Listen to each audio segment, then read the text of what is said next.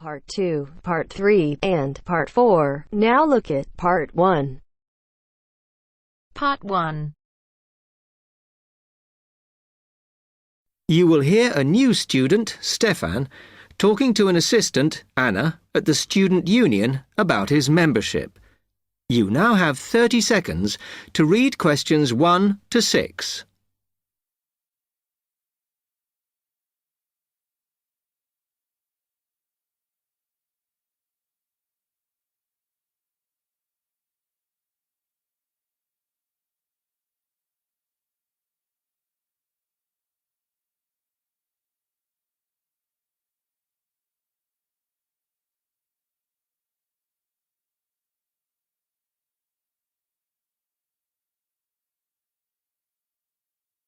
Hi, can I help you? Yeah, I hope so. This is the first time I've been down to the union. I'm a new international student, and I just wondered what to do. Oh, right. Well, normally we ask international students to fill out this form, and we put your details on the wall by reception. Then other students can contact you. It's a way for everybody to get to know each other. It can be a bit lonely otherwise. Oh, I see. What's your name? I'm Anna, by the way. It's Stefan Unger. OK, well, just write that there, next to name, and then fill in the rest. Right. What does it mean, degree program? Oh, just if you are an undergraduate or a postgraduate. Or maybe you're just here for a short course? I'm a postgraduate. Do I need to say what in? Not really. It's too much detail.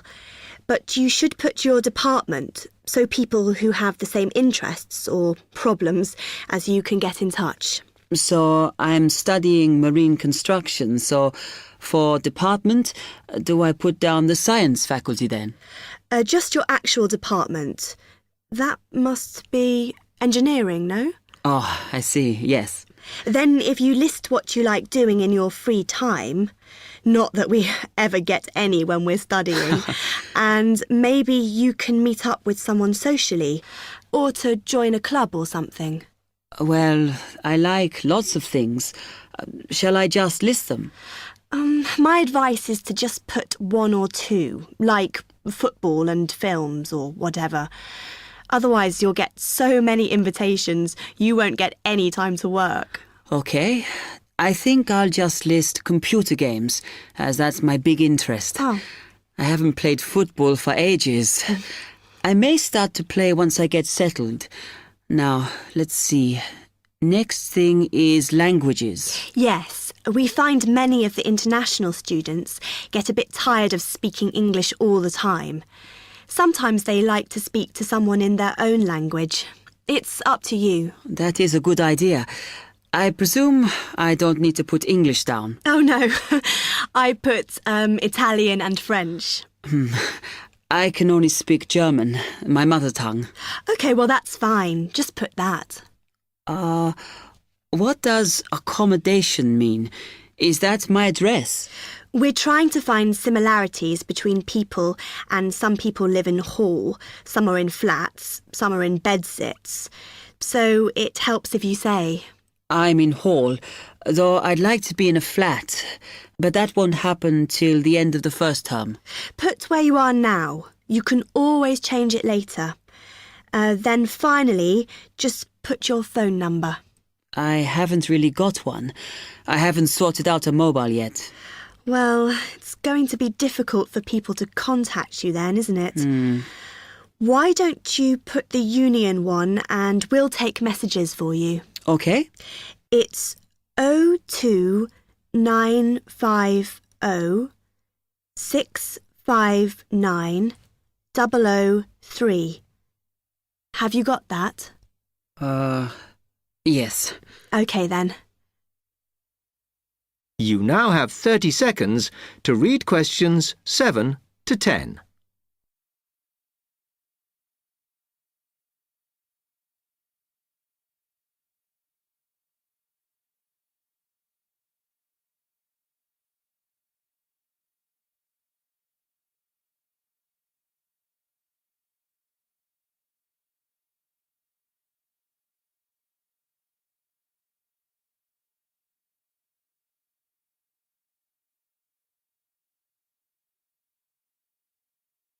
Oh, I had a couple more questions about the services you've got here. It says there's a photocopier here. Yes, you need to get a card from the shop, and then it's available to all students in the mornings. The union uses it after 1 p.m. Okay. I see also the union organises loads of events. Are they always held here in the union building? It looks big enough. If you're interested in something, you should check the poster or our website. In fact, we normally use the Round Theatre, opposite the conference centre for most events, because the sound system is better. Right, I'll do that. Also, I wanted to hire a van. Can I do that through you? No. You need to present a case, really. Ah. They're not just available for hire to anyone. The president said we have to limit who is allowed to hire them. The person you need to see is the transport secretary. She's on the 2nd floor. Okay, thanks. The other thing is, are all the discounts we get with our union card listed on the back of the card? I thought there might be more. No, that's it, I'm afraid. Mainly books, clothes and music. Though we are currently negotiating to get one on newspapers, so that should be valid from next term. Okay, thanks a lot for your help.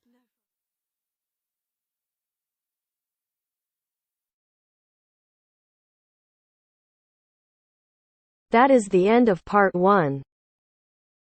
You now have half a minute to check your answers.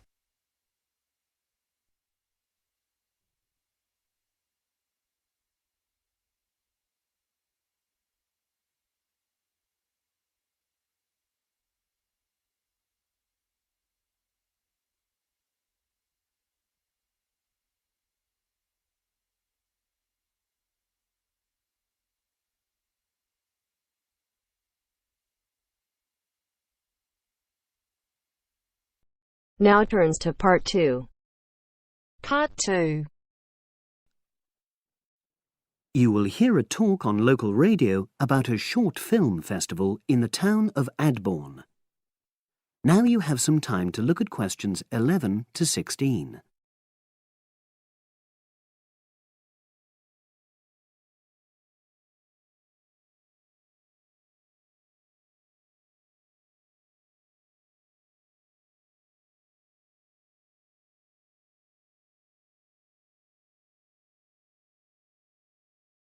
Now listen and answer questions 11 to 16. Today we're pleased to have on the show Fatima Johnson, who is the organiser of the Adborn Film Festival. Welcome, Fatima. Hello. Can you tell us a bit about the background to the festival and what it brings to the town? Well, the festival was started in 1996 by the then Mayor of Adborn, Joanne Smith. She wasn't a filmmaker herself. She'd actually been a very energetic tourism development officer for many years. But Adborn had run a classical music festival, which had been becoming less and less popular in recent years. Joanne was looking around for something to replace it and to use funds allocated to it to promote something which local people can enjoy. Great. So tell us about the festival nowadays. Well, it's held in the last 2 weeks of August every year, and short films from all over the world are shown in 3 places, in the theatre and our 2 cinemas.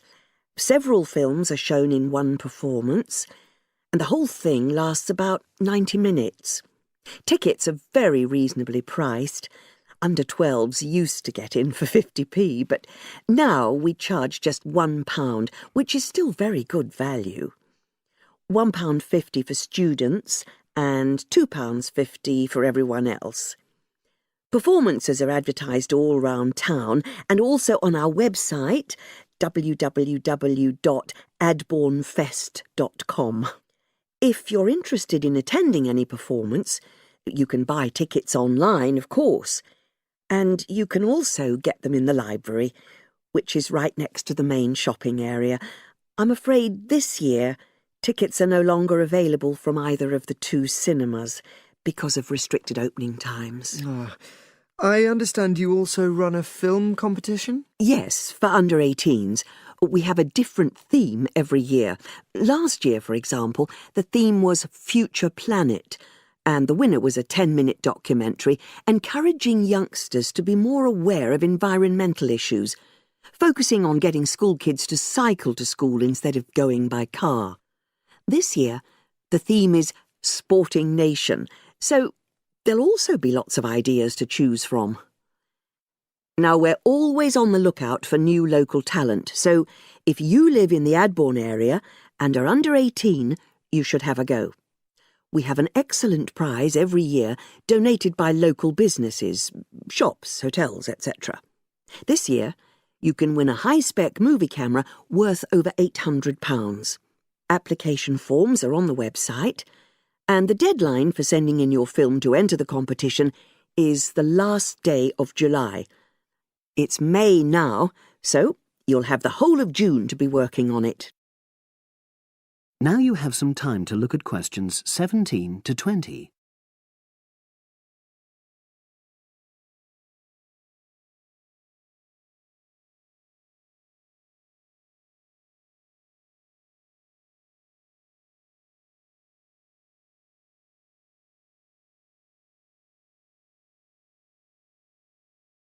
Now listen and answer questions 17 to 20. And what are the judges looking for?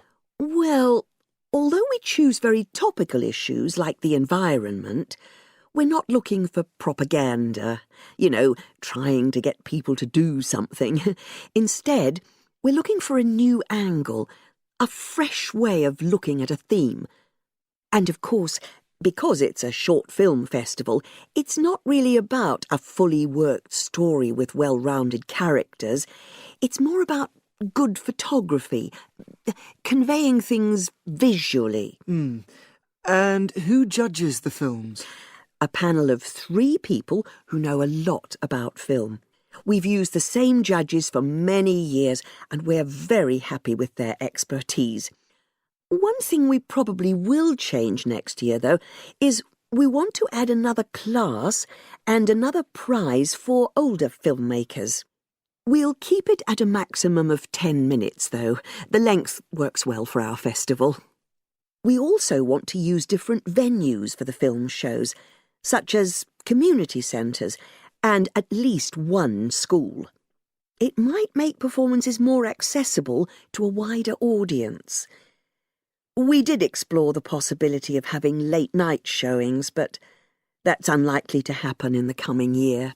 So, as I say, if anyone's interested in submitting a film for our competition, go onto our website and you'll be able to access everything.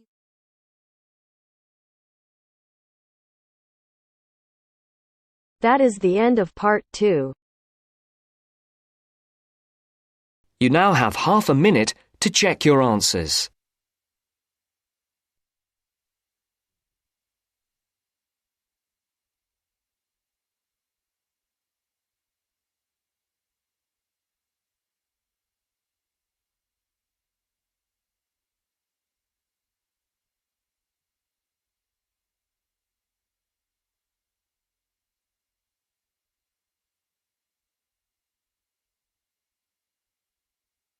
Now turns to part 3.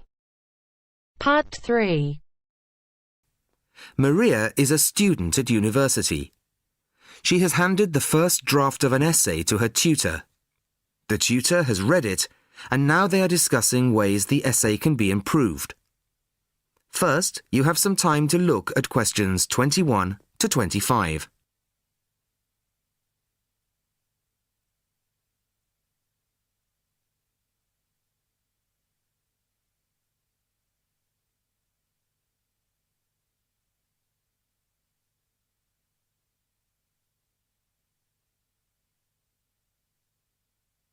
Listen carefully to the first part of the conversation and answer questions 21 to 25. Well, Maria, I have to say I was quite impressed by your essay. It's a big improvement on the last one. Really? I'm glad. I put a lot more work into this one. I really spent ages on it. And it shows. You've addressed most of the problems I pointed out last time. In particular, the style and language are much more appropriate for an academic essay. So that aspect is okay? Absolutely. If you carry on like this, you shouldn't have any significant problems in that department. That's a relief. I've been quite worried about that, although I've been reading a lot of other essays to try to get the right style. Well, I'd say you've been successful. There are just one or two minor things you could look at. Your punctuation's quite basic. It's really just full stops and commas. And parentheses. Brackets? Yes, brackets if you prefer. In academic writing, these are best used only occasionally, if at all. You use them rather too often. Okay, I see. And I'm sorry to mention it, but your spelling. I know. But I'm working on a foreign computer. The spell checker doesn't work for English. Are you sure? Have you tried changing the setting to English? No, I haven't. Well, I should see if that's possible. I haven't marked you down this time, but, well, some of my colleagues are a bit old-fashioned about spelling. I'd try to get that sorted out if I were you. Okay, I understand. I'll try to change the setting. Before you hear the rest of the conversation, you have some time to look at questions 26 to 30.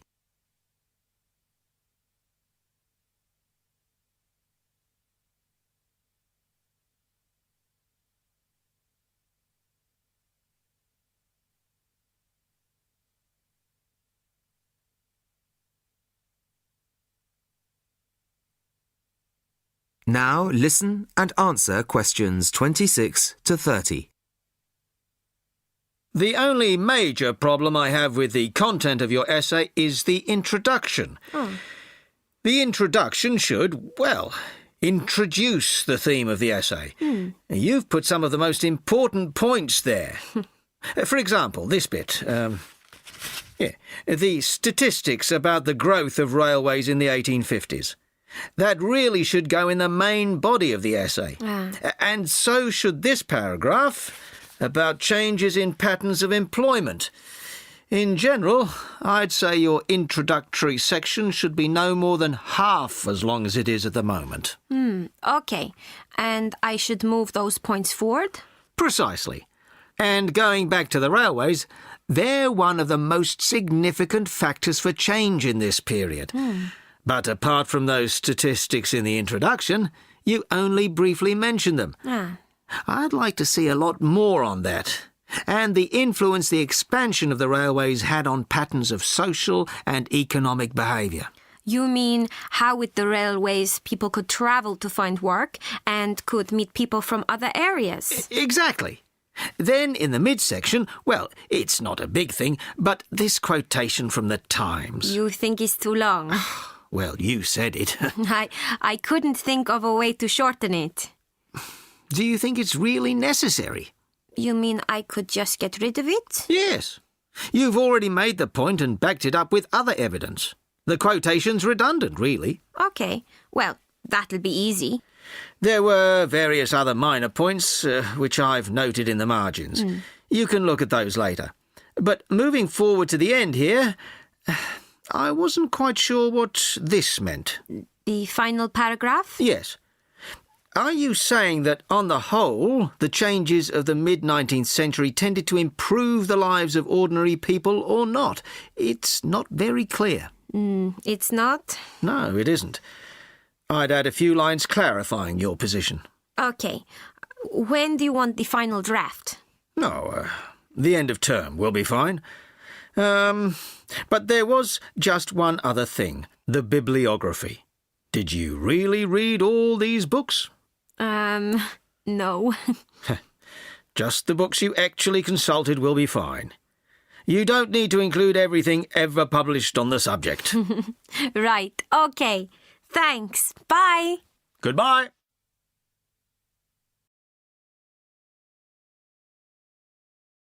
That is the end of part 3. You now have half a minute to check your answers.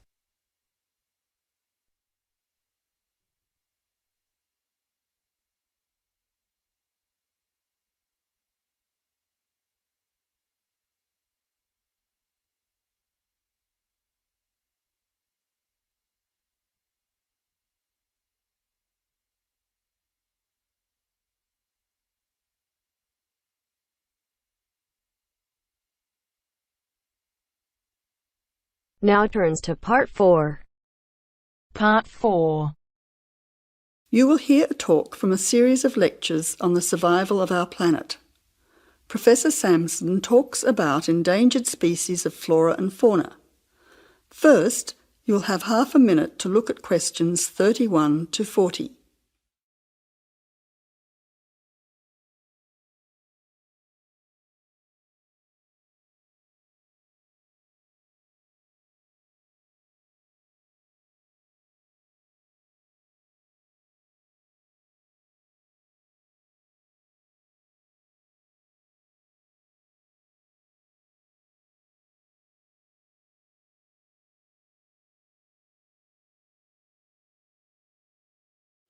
Now listen carefully to the talk and answer questions 31 to 40. Good afternoon, ladies and gentlemen. Today's topic in this series of lectures on our planet is about ensuring the survival of our very important plant and animal species. In this lecture, I want to discuss one way that we can do this. No one will ever see a huge dinosaur thundering through the forest. No one will ever see a paradise parrot flash its rainbow colours across the sky. The fact is that many animals and plants have been wiped out. Sadly, they are extinct. It is too late for them. Extinction is forever. We can't do anything about the species that have already disappeared. But today, there are many animals and plants that could still become extinct in the future if we do not act now. They are endangered. The African elephant and rhinoceros have become endangered because of the value of their tusks. Australian parrots and reptiles are smuggled onto planes because certain people in other countries are prepared to pay thousands of dollars for them. And there are many other species around the world that are endangered because they no longer have a place in which to live and reproduce safely. The main cause of extinction is the destruction of habitats. A habitat contains all that a living thing needs to survive: space, light, water, food, shelter, and opportunities for reproduction. The population of the world is growing rapidly, and this is placing great demands on land and resources for housing and for growing food. When vegetation is cleared and swamps are drained for agriculture, mining and suburbs, or when rivers are dammed to store water, plants are destroyed and animal life is threatened. In other words, humans are changing and destroying the habitats of animals and plants, which is in turn reducing their chances of survival.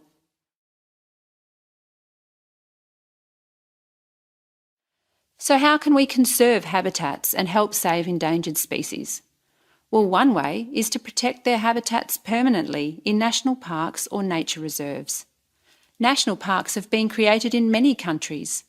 They encourage people to enjoy the beauty and diversity of the animals and plants that live there without harming them. By supporting and visiting these parks, people can become more aware of the species that live there and how the parks work to protect them. It is very important that, when visiting a national park, we keep them safe for future generations of plants and animals by obeying a few rules. Firstly, follow the fire regulations. Don't throw cigarettes or build fires, except at certain times of the year in especially allocated areas and facilities. Secondly, remember to leave pets at home. Pets, such as cats or dogs, can hunt birds or other small animals. Some pets might even escape and become a serious threat. Thirdly, place all rubbish in a bin or take it home. Plastic bags or leftover food are dangerous to the animals and harm the environment. Don't pick the flowers or damage the plants. Flowers create the next generation of the plant. Also, for the same reason, birds' eggs must be left in their nests. The loss of species in the past is sad. However, there is hope for the future. Despite the demands of our increasing population, we can work to protect the plant and animal species we still have. So I would like to conclude by saying that I believe that, with strong public awareness and support of these national parks and reserves, the future of endangered species can be ensured.